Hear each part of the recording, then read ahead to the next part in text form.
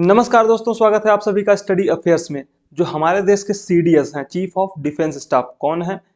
अनिल चौहान जी हैं। Okay, general Anil Chauhan, वो इस समय पे चीफ ऑफ डिफेंस स्टाफ हैं इंडिया के। Second chief of defence staff जो हमारे पहले सीडीएस थे वो थे जनरल बिपिन रावत जी। उनके निधन के बाद अनिल चौहान जी को सीडीएस बना दिया गया है।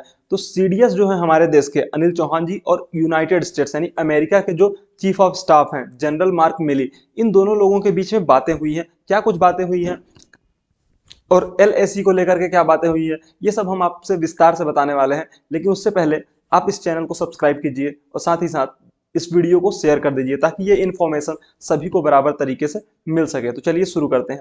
देखिए, हमारे जो सीडीएस हैं और यूनाइटेड स्टेट्स के एक तरीके से सीडीएस ही कहेंगे, चीफ ऑफ स्टाफ हैं, तो इन दोनों लोगों ने बातें की हैं आपस में एलएसी को लेकर के। यानी कि जो इंडिया और चाइना के बीच में जो टेंशन बना हुआ है ना, वो पूरी दुनिया के लिए भी एक तरीके से उस पर ध्यान देना जरूरी हो गया है। क्योंकि अगर इंडिया में प्रॉब्लम होती है और चाइना में प्रॉब्लम होती है तो वो पूरे वर्ल्ड के लिए एक तरीके से प्रॉब्लम ही है। क्यों?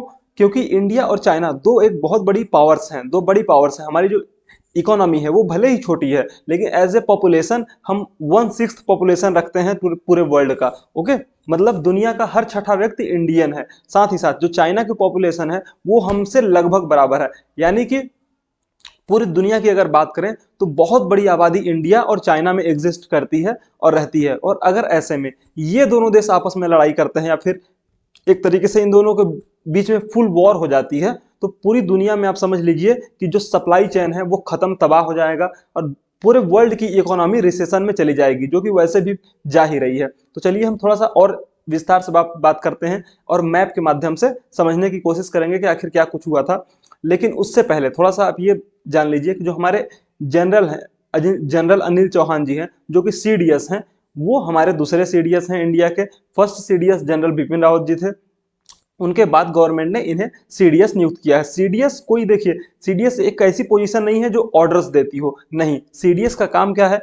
वो तीनों जो सेनाएं हैं हमारी, थल सेना, वायुसेना और जल सेना, या फिर जिसे Indian air force, Indian navy and Indian army, इन तीनों के बीच में समन्वय को बैठाने का काम करती है। यानी कि जो डिसीजंस लिए जाएंगे उनके बीच में जो समन्वय बैठाना है, जो डिसीजंस लेने के लिए मतलब एक तरीके से अपना सजेशंस देने का काम है, वो हमारे सीडीएस जी का है कि तीनों के बीच में कैसे कॉम्बिनेशंस बना के रखा जाए किसी भी वॉर के समय, या फिर कैसी भी स्थिति में तीनों सेनाएं एक दूसरे से कम्युनिकेट कर सकें। इसलिए एक लिंक सीडीएस के थ्रू पूरा कनेक्ट होता है।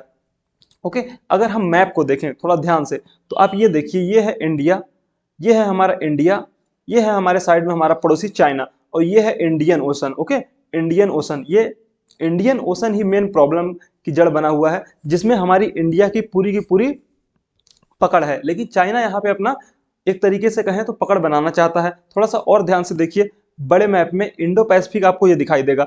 अगर आप ध्यान से देखेंगे तो ये वाला जो एरिया है और इधर का ये जो एरिया है, इसको पूरे एरिया को कहा जाता है इंडियन ओशन। ओके, ये इंडियन ओशन है जिसमें हमारी नेवी, इंडियन नेवी पूरे तरीके से एक छत्र राज करती है। मतलब कि यहाँ पर इंडियन नेवी का एक तरीके से पूरा राज है। यहाँ पर इंडियन नेवी को कोई हरा नहीं सकता फिलहाल।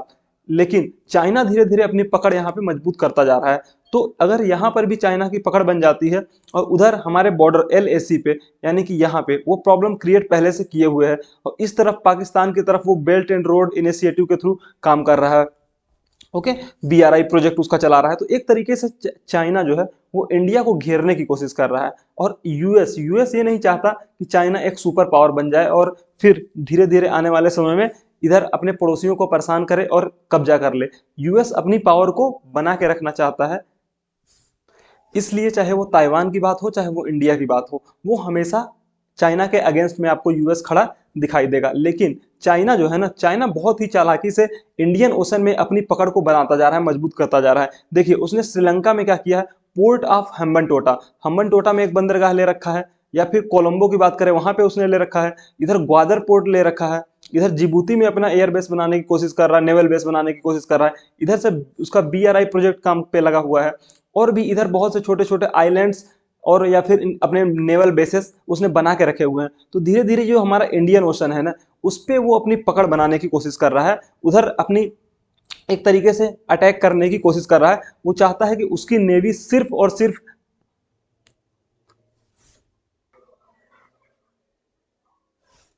वो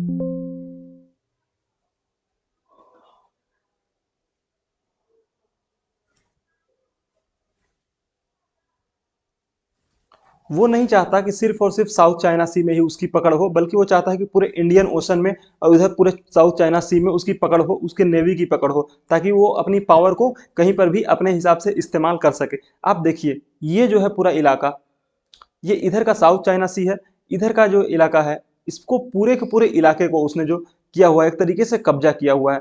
आप ध्यान से अगर देखेंगे तो ये जो मलेशिया आपको दिखाई दे रहा है, वियतनाम आपको दिखाई दे रहा है, ब्रुनेई आपको दिखाई दे रहा है, फिलीपींस दिखाई दे रहा है, और इस तरफ ताइवान है। ओके, तो इन सभी एरियाज को वो अपना बताता है।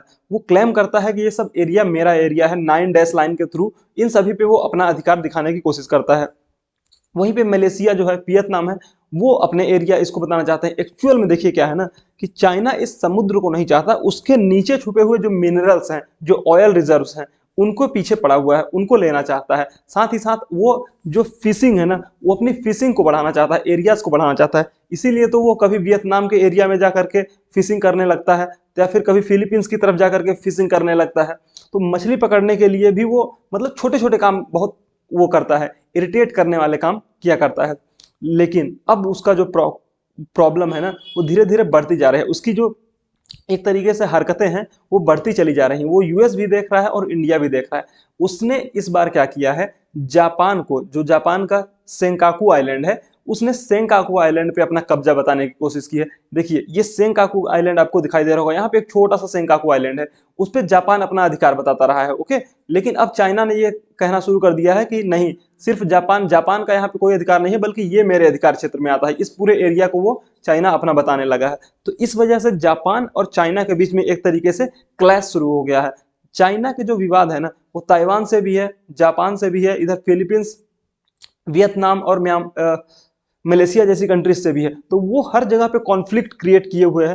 पूरे वर्ल्ड में ना चाइना सबसे ज्यादा ऐसी कंट्री है जो हर तरफ से कॉन्फ्लिक्ट क्रिएट करके दूसरों के लैंड एक्विजिशन की कोशिश करता है, दूसरों की जमीन हथियाने की कोशिश करता है। ओके, आप देख सकते हैं ये जो आपको लाइंस दिखाई दे रही होंगी, एक मिनट मैं आपको दिखाने की कोशिश करता हूँ। हाँ, ये देखिए, ये जो आपको डॉट लाइंस दिखाई दे रही हैं, येलो येलो डॉट लाइंस, इस पे पाकिस्तान, ये सॉरी, जापान अपना कब्जा बताता है। ओके, पाकिस्तान का नाम आता है बार बार। ये जापान अपना एग्जिस्टिंग जापान ये बताता है कि मैं यहाँ तक हूँ। ये सब जो द्वीप, छोटे छोटे आइलैंड्स आपको दिखाई दे रहे हैं, ये जापान के हैं। लेकिन चाइना क्या कहता है, चाइना कहता है नहीं, ये मेरा मेरा इलाका ये है, मैं यहाँ तक आ सकता हूँ, यहाँ तक मैं आता हूँ। इस वजह से इनके बीच में विवाद बना हुआ है, क्योंकि जापान की सिक्योरिटी की जो जिम्मेदारी है ना, वो किसके ऊपर है, यूएस के ऊपर है, यूनाइटेड स्टेट्स के ऊपर। जापान के पास खुद की आर्मी अभी तक नहीं है। उसने आर्मी बनाने के लिए ऐलान किया हुआ है कि अब मैं खुद की आर्मी बनाऊंगा, या फिर एक तरीके से अपने डिफेंस फोर्सेस को और भी ज्यादा मजबूत करूंगा। लेकिन फिलहाल साउथ कोरिया और जापान की जो एक सिक्योरिटी की जिम्मेदारी है, वो यूनाइटेड स्टेट्स के ऊपर है। ओके, और चाइना कभी भी इनके ऊपर अटैक करने की कोशिश करता है, कभी भी कर सकता है, क्योंकि रसिया का भी जापान के साथ प्रॉब्लम है, का भी जापान के साथ में कॉन्फ्लिक्ट है। इसलिए चाइना और रसिया मिल करके जापान को कहीं खा ना जाए, या फिर जापान के ऊपर कहीं अटैक न कर दें, इस डर से यूनाइटेड स्टेट्स चाहता है कि इंडिया का साथ उसे मिला रहे और इंडिया के साथ रहे, ताकि अगर कोई भी प्रॉब्लम क्रिएट हो तो इंडियन नेवी इधर से अटैक करके चाइना को टैकल कर सके। इन्हीं सब चीजों के ऊपर जो हमारे सीडीएस हैं और अमेरिका के जो सीडीएस है मार्क मिली, उनसे उन दोनों लोगों ने बात की है। देखिए, जो नए फोटोज आते हैं ना सैटेलाइट इमेजेस के थ्रू, तो चाइना क्या किया है, चाइना ने नए आर्टिफिशियल आइलैंड्स, उसकी बहुत पहले से ये नीति रही है कि वो नए नए आर्टिफिशियल आइलैंड्स बनाता है और फिर उस पर मिलिट्री बेसेस बना लेता है, नेवल बेसेस बनाने की कोशिश करता है। उसने ऐसा ही कुछ पिछले फिलहाल 1-2 सालों से एक नया ड्रामा चालू कर दिया है कि वो नए बेसेस, मिलिट्री बेसेस बनाता है। पहले वो आइलैंड में नए आइलैंड, आर्टिफिशियल आइलैंड क्रिएट करेगा और फिर वहां पर पे अपनी मिलिट्री के बेस बनाने की कोशिश करेगा। तो इन सब चीजों को ध्यान में रखते हुए, इन सभी पॉइंट्स पे जो हमारे सीडीएस हैं और जो मार्क मिली, जनरल मार्क मिले हैं यूएस के, उनके द्वारा बात की गई है कि कैसे चाइना को टैकल किया जाए और कैसे चाइना को इस मतलब प्रॉब्लम में, कहीं ना कहीं चाइना जो एक तरीके से प्रॉब्लम बना हुआ है, उसको कैसे फेस करना है।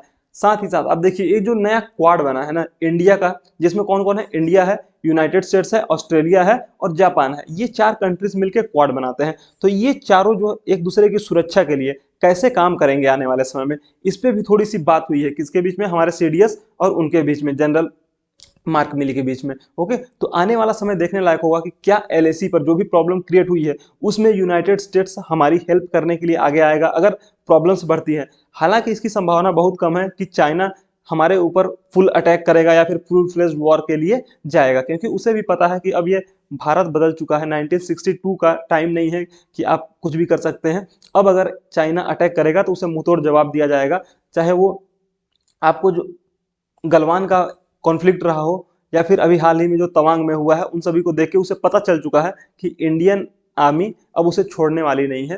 तो ये थी पूरी खबर जो हम आपके लिए लेकर के आए थे। अगर आपको वीडियो पसंद आया है तो इसे ज़्यादा से ज़्यादा लाइक कीजिए और शेयर कीजिए और चैनल को सब्सक्राइब करना ना भूलिए। Thank you so much.